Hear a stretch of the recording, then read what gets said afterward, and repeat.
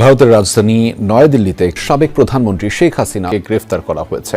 14 দিন বিচার বিভাগীয় হেফাজতে রাখার নির্দেশ দিয়েছেন ভারতের একটি আদালত।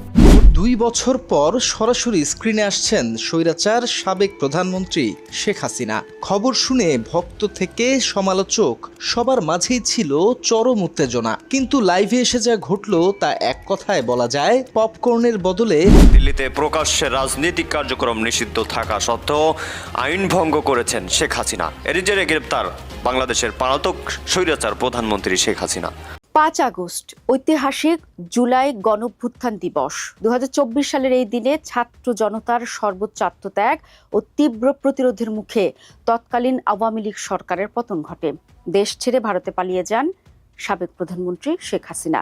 এর মাধ্যমে প্রায় 16 বছরের কর্তৃত্ববাদী শাসনের অবসান ঘটে। ভারতের দিল্লিতে সংবাদ সম্মেলন করতে গিয়ে গ্রেপ্তার হয় শেখ হাসিনা। প্রিয় দর্শক, ইতিমধ্যে শেখ হাসিনাকে দেশে ফিরে আনার কথাটা প্রচুর পরিমাণে ভাইরাল হয়েছে। এমনকি ইতিমধ্যে শোনা যাচ্ছে ভারতের দিল্লিতে নাকি শেখ হাসিনা গ্রেপ্তার হয়েছে।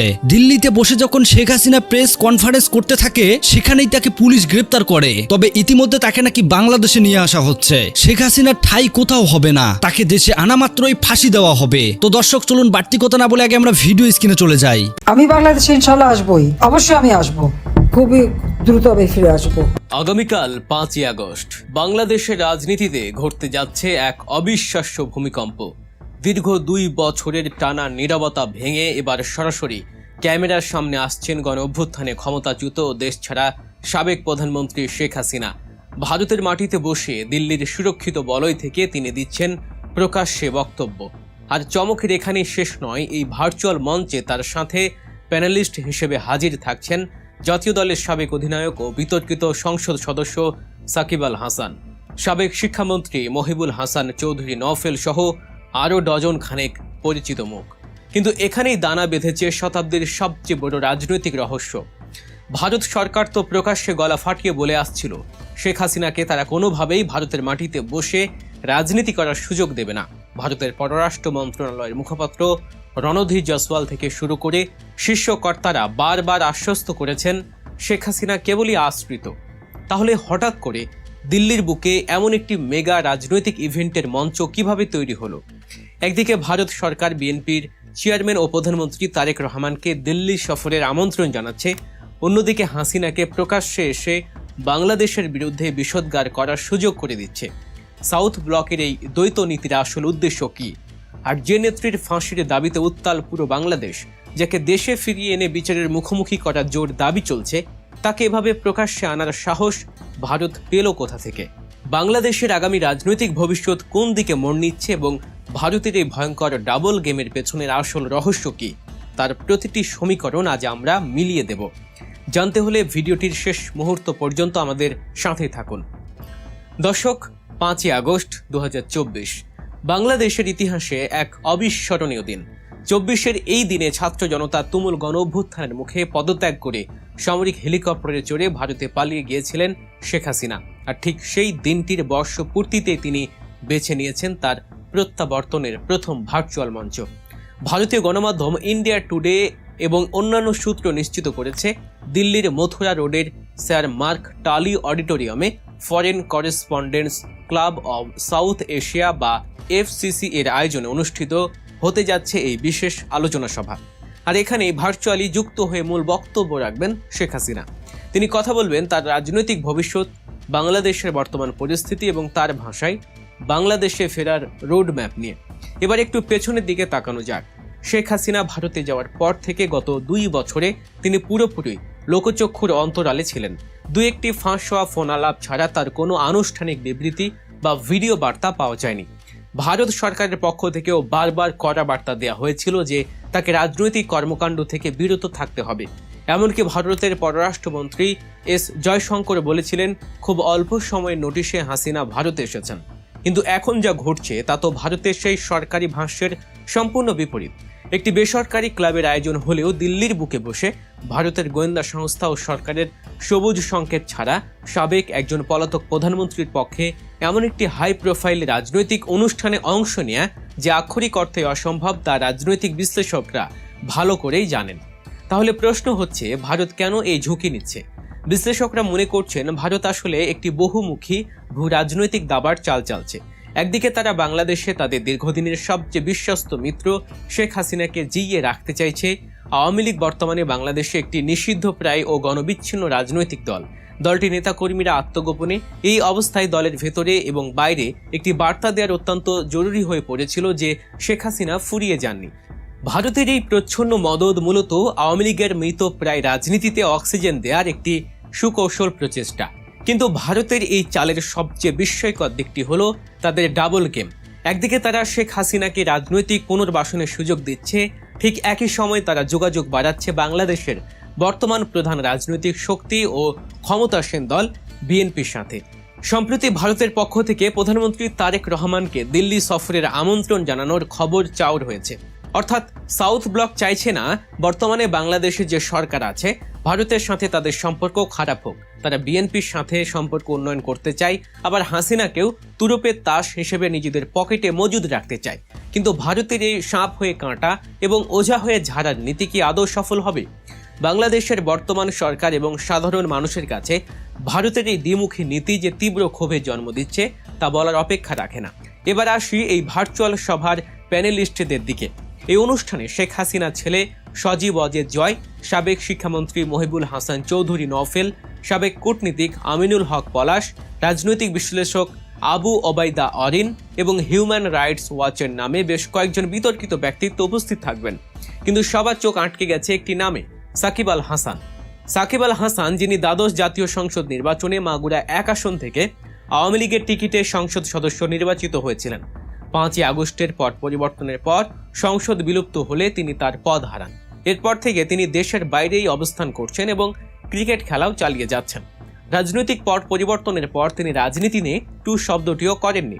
অনেকেই ভেবেছিলেন সাকিব হয়তো রাজনীতিকে বিদায় জানিয়ে শুধু খেলাতেই মনোযোগ দেবেন, কিন্তু সবাইকে অবাক করে দিয়ে 5ই আগস্টের মতো একটি স্পর্শকাতর দিনে শেখ হাসিনার সাথে একই রাজনৈতিক প্যানেলে তার উপস্থিতি প্রমাণ করে যে তিনি আওয়ামী লীগের রাজনীতির সাথেই ওতপ্রোতভাবে জড়িয়ে গেছেন।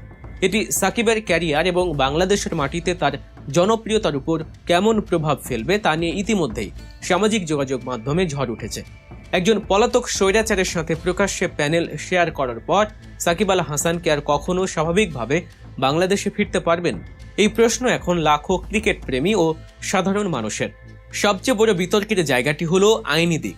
শেখ হাসিনার বিরুদ্ধে আন্তর্জাতিক অপরাধ ট্রাইব্যুনালে মানবতা বিরোধী অপরাধ এবং গণহত্যার অভিযোগে মামলা চলছে। তার বিরুদ্ধে গ্রেফতারি পরোয়ানাও জারি করা হয়েছে। বাংলাদেশ সরকার ভারতের কাছে তাকে ফেরত চাওয়ার জন্য প্রত্যর্পণ চুক্তির আওতায় আইনি প্রক্রিয়া শুরু করার কথাও ভাবছে। এমন একজন দাগী আসামি যার মৃত্যুদণ্ডের রায় কার্যকরের জন্য সারা দেশের মানুষ মুখিয়ে আছে, তাকে ভারতের মতো একটি গণতান্ত্রিক দেশ কিভাবে প্রকাশ্যে রাজনৈতিক ইভেন্ট করার সুযোগ দেয়? আন্তর্জাতিক বিশ্লেষকদের মতে ভারতের এই পদক্ষেপ বাংলাদেশ ভারত সম্পর্কের কফিনে শেষ পেরেক ঠুকে দিতে পারে, কারণ এটি সরাসরি বাংলাদেশের অভ্যন্তরীণ রাজনীতিতে হস্তক্ষেপ এবং একটি স্বাধীন দেশের আইনি ব্যবস্থার প্রতি বৃদ্ধাঙ্গুলি প্রদর্শনে শামিল। এফসিসি সাউথ এশিয়ার সভাপতি ডক্টর ওয়ালেল আওয়াদ অবশ্য দাবি করেছেন যে মত প্রকাশের স্বাধীনতা এবং নিরপেক্ষ সাংবাদিকতার অংশ হিসেবেই তারা এই সুযোগ দিচ্ছেন। তারা দাবি করেছেন ভারত সরকারের পক্ষ থেকে তাদের কোনো বাধা দেয়া হয়নি। আর এখানেই প্রমাণ হয় যে ভারত সরকারের মৌন সম্মতিতেই এই পুরো নাটকটি মঞ্চস্থ হচ্ছে। আগামীকাল শেখ হাসিনা কি বলবেন তার উপরে ভিত্তি করে বাংলাদেশের রাজনীতিতে নতুন করে উত্তেজনা ছড়িয়ে পড়তে পারে। তিনি কি তার অনুসারীদের নতুন কোনো নির্দেশ দেবেন? তিনি কি ভারতে বসে বাংলাদেশের বর্তমান সরকারকে অস্থিতিশীল করার কোনো ডাক দেবেন? যদি তাই হয় তবে তা বাংলাদেশের অভ্যন্তরীণ নিরাপত্তার জন্য এক বিশাল হুমকি হয়ে দাঁড়াবে। আর এই হুমকির দায় ভারত কোনোভাবেই এড়াতে পারবে না। সব মিলিয়ে পরিস্থিতি অত্যন্ত ঘোলাটে। ভারত একদিকে তারেক রহমানকে কাছে টানার চেষ্টা করছে, অন্যদিকে হাসিনাকে মাঠে নামিয়ে একটি সাইকোলজিক্যাল গেম খেলছে। বাংলাদেশের আপামর ছাত্র জনতা যারা রক্তের বিনিময়ে 5ই আগস্টের স্বাধীনতা এনেছিল, তারা দিল্লির এই রাজনৈতিক খেলা কিভাবে মেনে নেয় সেটাই এখন দেখার বিষয়। আগামীকাল 5ই আগস্টের বিকেলটি তাই বাংলাদেশের রাজনীতির জন্য একটি নতুন টার্নিং পয়েন্ট হতে যাচ্ছে। শেখ হাসিনার প্রতিটি শব্দ, সাকিবের উপস্থিতি এবং ভারতের এই প্রচ্ছন্ন মদদ সবকিছু মিলিয়ে আগামী দিনগুলোতে ঢাকা দিল্লি সম্পর্কে যে নতুন উত্তেজনা বিরাজ করতে যাচ্ছে তা নিশ্চিতভাবে সরাসরি স্ক্রিনে আসছেন স্বৈরাচার সাবেক প্রধানমন্ত্রী শেখ হাসিনা। খবর শুনে ভক্ত থেকে সমালোচক সবার মাঝেই ছিল চরম উত্তেজনা। কিন্তু লাইভে এসে যা ঘটলো তা এক কথায় বলা যায় পপকর্নের বদলে হতাশা, আর ভিডিওর বদলে শুধুই অডিও সারপ্রাইজ। দিল্লির ফরেন করেসপন্ডেন্টস ক্লাবের সেই সংবাদ সম্মেলনে ছিল ডিসেম্বরে দেশে ফেরার গরম ঘোষণা, কিন্তু ছিল না কোনো রোডম্যাপ। 5 আগস্ট 2026, ঠিক 2 বছর আগে এই দিনেই ঢাকা থেকে পালিয়ে দিল্লিতে ল্যান্ড করেছিলেন শেখ হাসিনা। 2 বছর পর শোনা গেল তিনি আসছেন লাইভ ভিডিওতে। ব্যাস, স্ক্রিনের সামনে হুমড়ি খেয়ে পড়ল দর্শক। ভিউয়ারের কাটা লাফিয়ে উঠল 2,06,000-এ। সবাই ভাবছেন কেমন আছেন, দেখতে কেমন হয়েছেন ফ্যাসিস্ট হাসিনা, কিন্তু সারপ্রাইজ ভিডিওর বদলে ভেসে এলো শুধুই অডিও সংযোগ। আর তাতেই ঘটল সেই ঐতিহাসিক দর্শক পলায়ন। মাত্র 10 মিনিটের মাথায় লাইভ ছেড়ে চলে গেলেন প্রায় 44,000 দর্শক। ভিউয়ার নেমে এলো 1,62,000-এ। প্রশ্ন হলো, মানুষ কি চেহারা দেখতে না পেয়েই হতাশ হলেন, নাকি এই অডিও ভাষণের স্ক্রিপ্ট দর্শকদের মন ভরাতে পারল না? ভিডিও না দেখালেও কথার আওয়াজ কিন্তু কম ছিল না। শেখ হাসিনা আবারও ঘোষণা দিলেন ডিসেম্বরের মধ্যেই বাংলাদেশে ফিরছেন। মনে করিয়ে দিলেন 1981 সালের সেই স্বদেশ প্রত্যাবর্তনের কথা। কিন্তু সাংবাদিকরা যখন পাল্টা প্রশ্ন ছুড়লেন, ফেরাটা কোন তারিখে, কোন পথে, বাংলাদেশের আদালতের সেই মৃত্যুদণ্ড আর মানবতা বিরোধী অপরাধের আইনি লড়াই কিভাবে সামলাবেন, তখন উত্তরের ঘরে শুধুই শূন্যতা। না আছে কোনো তারিখ, না আছে রোডম্যাপ, আর না আছে সরকারের সাথে কোনো যোগাযোগের প্রমাণ। অর্থাৎ ঘোষণা 16 আনা, কিন্তু বাস্তবায়নের নকশা শূন্য। সংবাদ সম্মেলনে প্রশ্ন উঠেছিল জুলাই আগস্টের সেই রক্তাক্ত অধ্যায় নিয়েও। জাতিসংঘের হিসেবে যেখানে প্রায় 1400 মানুষের প্রাণহানির কথা বলা হয়েছে, সেই হত্যাকাণ্ডের জন্য কোনো অনুশোচনা বা ক্ষমা চাইবেন কিনা, এমন প্রশ্ন করা হয় হাসিনাকে।